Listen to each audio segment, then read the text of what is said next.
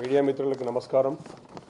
చాలా రోజుల తర్వాత తెలంగాణ క్రికెట్ అసోసియేషన్ అనివార్య కారణాల వల్ల పబ్లిక్ డిమాండ్ తోటి తెలంగాణ వ్యాప్తంగా ఉన్న క్రికెటర్స్ కన్సర్న్స్ అనేవి అడ్రస్ చేయడానికి సందర్భాన్ని అవసరం కాబట్టి ఈరోజు నిన్న మొన్న జరుగుతున్న హెచ్సిఏ పరిణామాలు అవుతున్నాయో వాటికన్నా ముందు గత 2-3 వారాలుగా జరుగుతున్న డెవలప్మెంట్ కూడా మేము మీతో షేర్ చేసుకోవాలనుకున్నాం.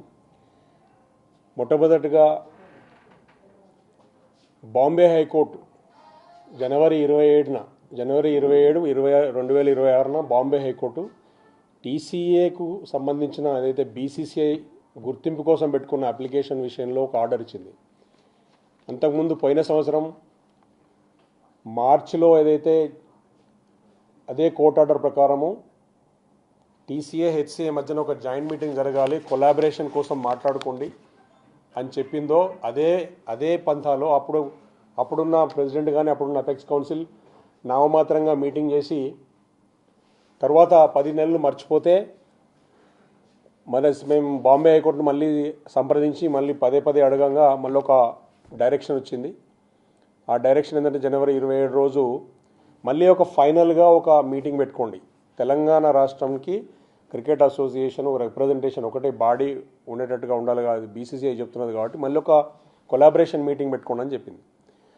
దాని ప్రకారం జస్టిస్ నవీన్ రావు గారి నేతృత్వంలో సింగిల్ మెంబర్ కమిటీ ఉన్నారు కాబట్టి వారి నేతృత్వంలో Hyderabad cricket association, Telangana cricket association గత ఫిబ్రవరి 18 రోజు ఒక మీటింగ్, జాయింట్ మీటింగ్ జరిగింది. ఆ మీటింగ్కు సంబంధించిన దాంట్లో టీసీఏ క్లియర్గా అంతకుముందు గత సంవత్సరం ఇచ్చిన ప్రపోజలే తెలంగాణలో క్రికెట్ డెవలప్మెంట్కి టీసీఏ పాత్ర ఏముంటుంది, హెచ్సిఏ ఏం చేయాలి, టీసీఏలో మన తెలంగాణలో క్రికెట్ డెవలప్ కావాలంటే ఏం చేయాలని ఒక ప్రపోజల్ డీటెయిల్గా ఒక పవర్ పాయింట్ ప్రజెంటేషన్ డీటెయిల్గా స్క్రీన్ మీద పెట్టి మేము చూపించినాం.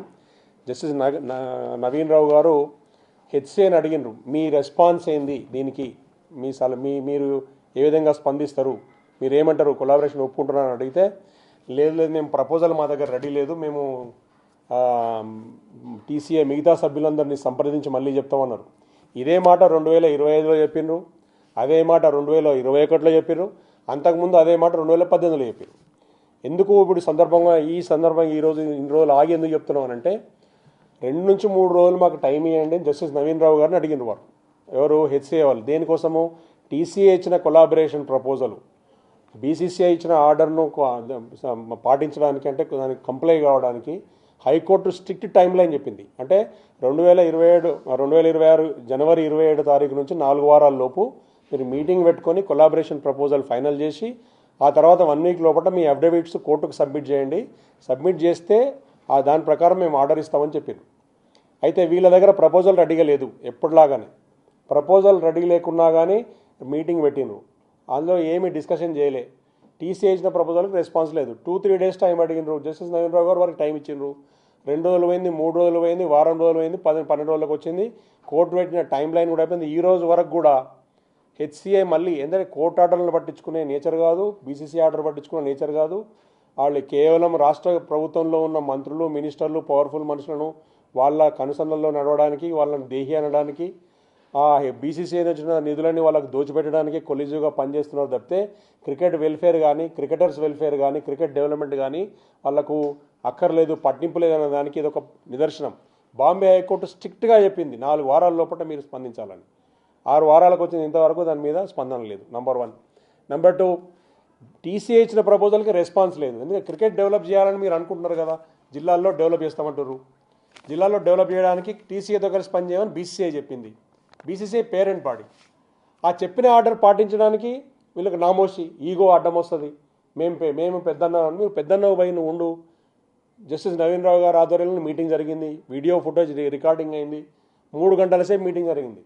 మిత్రులారా వినండి, 3 గంటల సేపు టీసీఏ హెచ్సిఏ మధ్యన 3 గంటల పాటు మీటింగ్లో దాదాపు 2 గంటల పైన టీసీఏ ప్రపోజల్ డిస్కషన్ అయింది. మేము ప్రజెంటేషన్ ఇచ్చినాం, మేము చేసిన పని, చేయబోయే పని, చేయాలనుకుంటున్నది ఏదైతే బాగుంటుంది, ఎంత మెంబర్షిప్స్ ఉండాలి, స్టేడియంలు ఎన్ని ఉండాలి, గ్రౌండ్లు ఎన్ని ఉండాలి, అకాడమీలు ఎన్ని ఉండాలి, ఇవన్నిటికి సంబంధించి మినిట్స్ రికార్డే నేను కోర్టుకు సబ్మిట్ చేసిన కాపీ కూడా మీకు రేపు సర్వ్ చేస్తాం. విషయం ఏంటంటే క్రికెట్ డెవలప్మెంట్ మీద చిత్తశుద్ధి హెచ్సిఏకు లేదు అనడానికి 5 సార్లు ప్రూవ్ అయింది. 2016లో మొదటిసారి మేము సంప్రదించినప్పుడు పట్టించుకోలే, 18లో బీసీసీఐ చెప్పినప్పుడు పట్టించుకోలే, మేము కోర్టు ఆర్డర్ తీసుకొని పోతే 21లో బీసీసీఐ చెప్పినా పట్టించుకోలే, 25లో హైకోర్టు చెప్పినా పట్టించుకోలే, 26లో మొన్న హైకోర్టు చెప్పినా మళ్ళీ పట్టించుకోలే. కోర్టు చెప్తే పట్టించుకోరు, సుప్రీంకోర్టు చెప్తే పట్టించుకోరు, హైకోర్టును పట్టించుకోరు, బీసీసీఐ చెప్తే పట్టించుకోరు. కేవలము బీసీసీఐ నుంచి వచ్చే డబ్బులు మాత్రం కావాలి, దోసుక తినాలి. ఎంత కొల్యూటెడ్గా ఎంత కుట్రతోని వీళ్ళు ఉన్నారు అని అంటే, ఒకవైపు కోర్టులో వచ్చి చెప్తారు లేదు లేదు మీరు ఆర్డర్ ఇవ్వకండి మేము టీసీఏతో సంప్రదింపులు చేస్తామని చెప్పి ఇప్పటికీ 3 సార్లు అన్నారు. ఇక్కడికి వచ్చి మాతో మీటింగ్ పెడతారు టీసీఏతో డిస్కస్ చేయడానికి రెస్పాన్స్ ఏముండదు, ప్రపోజల్ ఉండదు, నామమాత్రంగా మీటింగ్ పెడతారు. అయిపోయిన తర్వాత తెల్లారో మర్నాడు మళ్ళీ మీటింగ్ పెట్టి ప్రెస్ మీట్ పెట్టి జిల్లాలో క్రికెట్ మేము డెవలప్ చేస్తాము, ఇంటర్ డిస్ట్రిక్ట్ చేస్తాము, కంబైన్ డిస్ట్రిక్ట్ చేస్తాము అని మాట్లాడుతుంది. కంటెంప్ట్ ఆఫ్ కోర్టు కాదా? బుద్ధున్నదా అసలు? కనీసం హెచ్సీఏ వాళ్ళకు చెప్పే అలా సలహా ఇష్టం లేడా?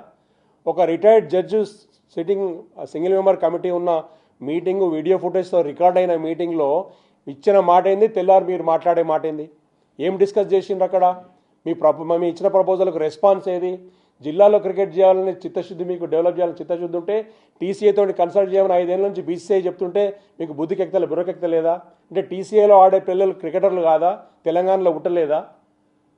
హైదరాబాద్కి వచ్చి క్రికెట్ ఆడితేనే వాడు మొగోడా? హైదరాబాద్లో క్రికెట్ ఆడితేనే క్రికెట్ ప్లేయరా? మీరు సర్టిఫైడ్ కోచులురా మీ దగ్గర? హైదరాబాదా 4 కోట్ల మందికి సర్వ్ చేయడానికి 75 సెంటర్ల క్రికెట్ టీసీఏ చేస్తున్న కాడ ఎక్కడన్నా మీ దగ్గర సర్టిఫైడ్ కోచెస్ ఉన్నారా? హెచ్సీఏ దగ్గర క్వాలిఫైడ్ పర్సన్స్ ఉన్నారా?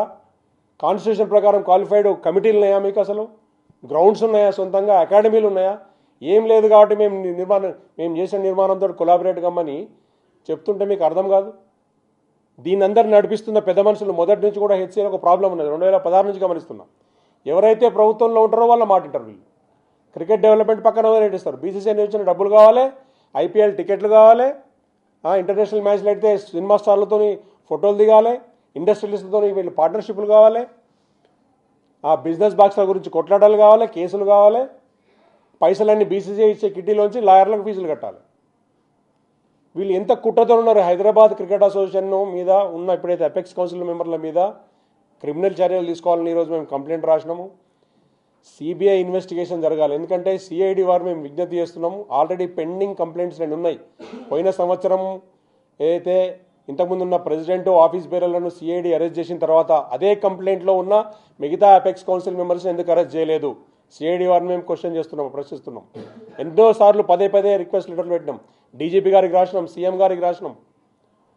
మీరు ఇంతవరకు వాళ్ళ మీద యాక్షన్ తీసుకోనందుకు అలుసుగా వాళ్ళు ఇప్పుడు ఇలా కూర్చొని ఆర్బిటరీగా క్వాలిఫికేషన్ లేని సీఈఓ, క్వాలిఫికేషన్ లేని సంబంధము అర్హత లేని ఓంబడ్స్మన్ పెట్టుకుంటారు, సంబంధము అర్హత లేని అపెక్స్ కౌన్సిల్ మెంబర్లను పెట్టుకుంటారు, ట్రంకేటెడ్ అపెక్స్ కౌన్సిల్ అని చెప్పి వాళ్ళ మెంబర్లు అంటారు. అర్హత లేకుండా అపెక్స్ కౌన్సిల్ ఎట్లా నడుపుతారు? అపెక్స్ కౌన్సిల్కు జనరల్ బాడీ ఆథరైజేషన్ ఏమి ఇచ్చింది? ఒక ప్రెసిడెంట్ అరెస్ట్ అయ్యి జనరల్ సెక్రటరీ వాళ్ళందరూ అరెస్ట్ అయ్యి జైల్లో ఉన్నప్పుడు ఇంకో ఓడిపోయినోన్ని ప్రెసిడెంట్గా పెట్టాలని రూల్ ఎక్కడైనా ఉన్నదా? ఏ క్లాస్ ప్రకారం చేసిర్రు? దాన్ని ఆయన ఛాలెంజ్ చేస్తే కోర్టు రిజర్వ్ ఫర్ ఆర్డర్ పెడుతుంది. ఒక్కటైనా సిస్టమ్ ప్రకారం నడుస్తలేదు. మీలో మీకున్న కొట్లాటలకు ఎవడు సొల్యూషన్ చెప్పాలి? 140 చిక్కుముళ్ళున్న కేసులు ఉంటాయి మీ మీద. 2016 కాదు 2004 నుంచి ఉన్న సమస్య ఇక్కడ ఉంది. విశాఖ ఇండస్ట్రీకి సంబంధించి మాట్లాడదాం. ఇవాళ మేము క్రిమినల్ కంప్లైంట్ ఫైల్ చేసినాము. ఇక్కడ ప్రభుత్వంలో ఉన్న మంత్రి గారు వివేక్ గారు, విశాఖ ఇండస్ట్రీస్ చైర్మన్, అంతకుముందు ప్రెసిడెంటు, వాళ్ళ అన్న అంతకుముందు ప్రెసిడెంటు, ఇప్పుడు ప్రస్తుతానికి మళ్ళీ దాన్ని క్యాప్చర్ చేయడానికి ప్రభుత్వంలో మంత్రిగా ఉండి వాళ్ళు చేస్తున్న యాగి తర్వాత కుట్రలు అంతింత కాదు. వాళ్ళ క్రిమినల్ కంప్లైంట్లో A1గా వివేక్ గారిని చేర్చాలని మంత్రి వివేక్ మీద కంప్లైంట్ రాసినాం. ఖచ్చితంగా సబ్మిట్ చేసాం. దీని ఎంత పెద్ద ఎత్తునైనా కానీ మేము పోవడానికి సిద్ధంగా ఉన్నాం. కుట్రతోటి కొల్యూజన్ తోటి ఇంతకుముందు ఆఫీస్ బేరర్లు ఇప్పటి ఆఫీస్ బేరర్లు అందరూ కలిసి పబ్లిక్లీ అకౌంటబుల్ మనీ 69 కోట్ల రూపాయలు publicly accountable money Visakha industries arbitration matter లీగల్గా కోర్టు ద్వారా కొట్లాడి కోర్టు ఆర్డర్లతో వాళ్ళు తీసుకున్నారు. సరే, హెచ్సీఏలో ఉన్న సభ్యుల బుద్ధి ఏమైంది? దాన్ని ఛాలెంజ్ చేయలేకపోయినారు. అడ్డమైన మ్యాటర్లకు బీసీఐ ఇచ్చిన డబ్బుల నుంచి సీనియర్ లాయర్లను పెట్టుకొని సుప్రీంకోర్టులో హైకోర్టులలో కేసులు కొట్లాడడానికి మీ దగ్గర డబ్బులు ఉంటాయి. ఒక మంచి లాయర్ని పెట్టుకొని ఈ కేసు కొట్లాడడానికి పిల్లల భవిష్యత్తు కోసము క్రికెట్ డెవలప్మెంట్ కోసము పెట్టాల్సిన పైసలు కార్పొరేట్ కంపెనీ కొట్టుకుపోతుంటే హెచ్సీలో ఉన్న మిగతా సభ్యులు కానీ అపెక్స్ కౌన్సిల్ మెంబర్లు కానీ 2010 నుంచి ఇప్పటి వరకు ఉన్న అపెక్స్ కౌన్సిల్ సభ్యులు కానీ హెచ్సీ ఆఫీస్ బేరర్లు కానీ ఏ రోజైనా ఎందుకు కొట్లాడలేదు? హానెస్ట్గా నేను మీకు చెప్తా. ఇవాళ ఇక్కడ ఉంది విశాఖ ఇండస్ట్రియల్ లెటర్ వాళ్ళు ఇచ్చిన ఎవిడెన్స్ ఉన్నది. జస్టిస్ నాగేశ్వరరావు గారు సింగిల్ మెంబర్ కమిటీగా ఉన్నప్పుడు హెచ్సిఏ ఉద్దేశం ఏమున్నది ఆర్బిట్రేషన్ మ్యాటర్ని చదివినిపిస్తా. తర్వాత జస్టిస్ మౌష్మి భట్టాచార్యజీ వాళ్ళ ఒక డివిజన్ బెంచ్ విశాఖ ఇండస్ట్రీస్ ఫేవర్లో ఆర్డర్ ఇస్తున్నప్పుడు హెచ్సిఏ ఆడుతున్న దొంగాట అయిందని రాసింది.